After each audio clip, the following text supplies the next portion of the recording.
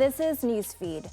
Rockets have rained down on Gaza since Israel launched its attack on Hamas. The devastation to one of the most densely populated places in the world is immense. Thousands have been killed and the death toll continues to rise. Food, fuel, water, and medicine for Gaza's 2.3 million residents are in short supply. Power infrastructure has been heavily damaged and the internet is limited.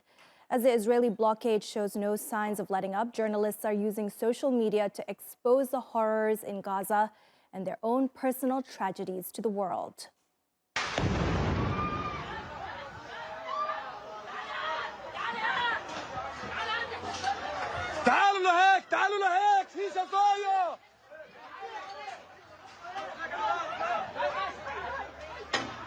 This is one of UNRWA schools in Deir al-Balah, in the middle area.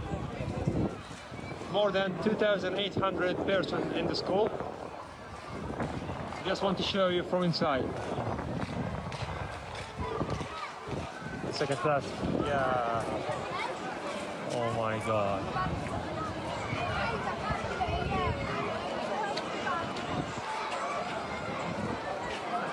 I'm inside Al-Shifa hospital right now. It's really crowded. It's full of people who evacuated, thinking it's a safe place. There are also wounded and injured people inside, and ambulance cars carrying more injured people or carrying martyrs who got killed. But after the Israelis bombed Al-Madani or Al-Ahli hospital yesterday, I don't think hospitals are even a safe place anymore. Refaat Alareer is a professor of literature at the Islamic University of Gaza and the editor of a collection of short stories titled Gaza Writes Back. He joins us now from Gaza. Now, Refaat, it's been a difficult 24 hours for you. Your home was bombed for a while this morning. We couldn't get in touch with you. We were really worried about you. Are you somewhere safe now? Nobody is safe in Gaza. No place is safe. But we're trying to do our best. Israel is targeting churches, mosques, hospitals, clinics, roads, homes, residential buildings. Not one tiny inch of Gaza is safe from Israeli bombardment. What sort of damage did your home sustain? It's substantial damage. My flat is now unlivable. 5 of the flats in the upper floors were destroyed, almost totally destroyed. There were some injuries, and my neighbor passed away, and 2 of her daughters were killed. These were in the floor exactly above where I live. At my flat, I had 25 people, children and women, hosting them in my own place. And this is the case in many Palestinian homes and Palestinian place.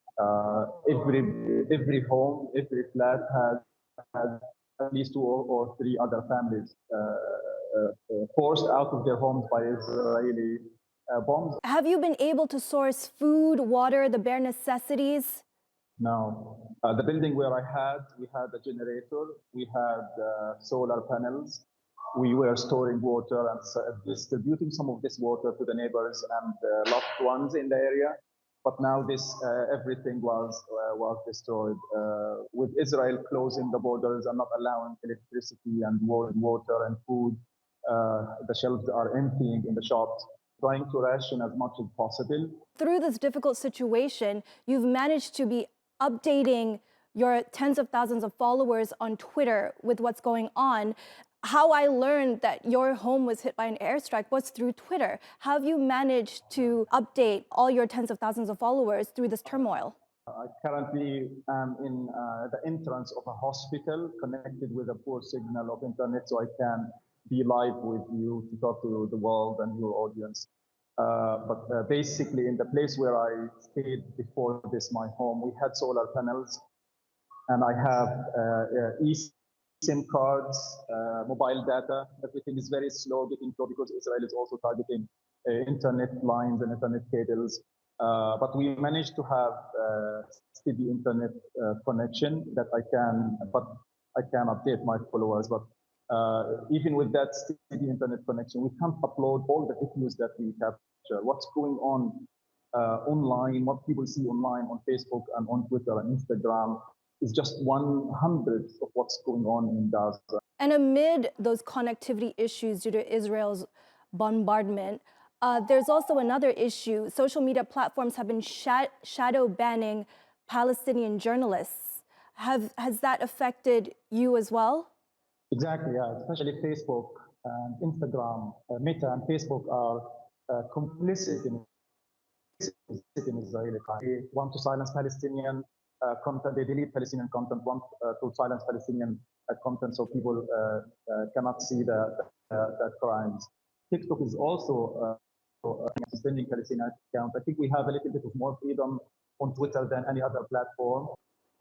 When Palestinians post a tweet or a video or a picture exposing these crimes, then sometimes this content is deleted. I think these companies are complicit and they want to whitewash Israeli crime. What message would you like to give to the global audience right now about what's happening in Palestine, in Gaza? Yeah,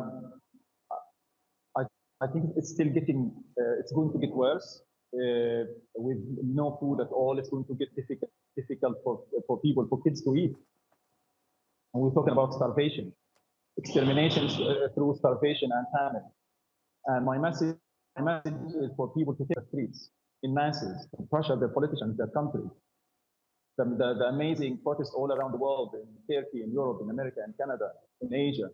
We need more in the Arab world. We need more and more of these, so those politicians can pressure those protests can pressure their politicians. If we get to this point where politicians fear the streets, if they support Israeli extermination of the Palestinians, I think we can have positive results. Thank you, Refaat, for those insights today. I know it took a lot for you to get connected to us today, given the connectivity issues over there in Gaza, and I hope you and your family stay safe. The EU has expanded a probe into Meta and TikTok over disinformation on the conflict. The bloc wants more details on the measures the social media platforms have taken to curb the spread of illegal content and disinformation, such as violent imagery and hate speech.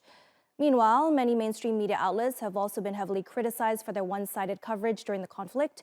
The BBC and CNN's lack of objectivity has been under scrutiny, so much so that it's led to protests outside the British broadcaster's London headquarters. One of its journalists even resigned from the BBC this week, citing his professional conscience. Tunisia-based Bassam Bounani was the network's North Africa correspondent, and he's not the only one complaining about the BBC's biased coverage. 12 people, including 61 children, have died in Gaza. 12 people, including 2 children, have been killed in Israel. Those figures come from officials. Will you condemn this atrocity by Hamas? Kathy, I have had this question as a first question in every interview I did, and I refuse to answer that question. Do you support what Hamas launched on Saturday morning? Well, this is not the right question, Louis. Really, the right question. It's an important question. No, it is not an important question because whether you how many times Israel have committed war crimes right live on your own cameras? Do you start by asking them to condemn themselves? Have you? You don't. You don't. No, I'll answer that question. You don't. You know why I refuse to answer this question? Because I refuse the premise of it. Because at the very heart of it is misrepresentation of the whole thing. Because it's the Palestinians that are always expected to condemn themselves.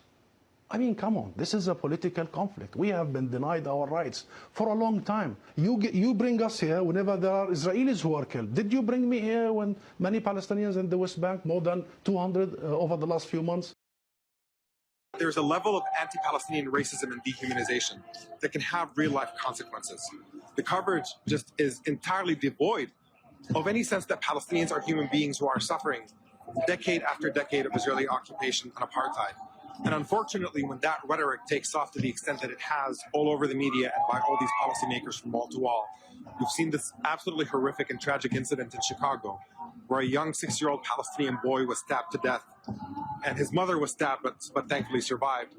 This is a kind of horror that every person who engages in this kind of anti-Palestinian dehumanization, they've got blood on their hands, is the only thing that you can say. It is unacceptable. We should be beyond this. And we should remember that Palestinians are ultimately victims of decade after decade of Israeli oppression. We've talked about how social media has been used for the worst since the start of the conflict many times on our show now. Now, let's look at how it can be used as a force for good. You may have thought Twitch is just a site where people watch video game streams, and it mainly is. But one of the platform's most watched streamers, Hassan Piker, is using his reach to help Palestinians in Gaza. Hassan set up a campaign on October 14th for medical relief, donating to 4 different charities equally. And in less than a week, the Turkish-American Twitch star and his community raised over $1 million. We have now officially reached 1 million. That's right. We have now officially reached $1 million for the 4 Palestinian charities that are working currently tirelessly on the ground. I'm very proud of this community. I'm going to continue the fundraiser. And he is just one of many. Social media has become a powerful platform where thousands of individuals are coming together to fundraise, donate, and share valuable insights on avoiding scams while donating. We leave you with some posts from the digital army of compassion, proving that even in challenging times, humanity shines bright through our screens. I am here to add my voice to those from Palestine, Israel, and around the world, crying out for peace. Collective punishment is not the answer.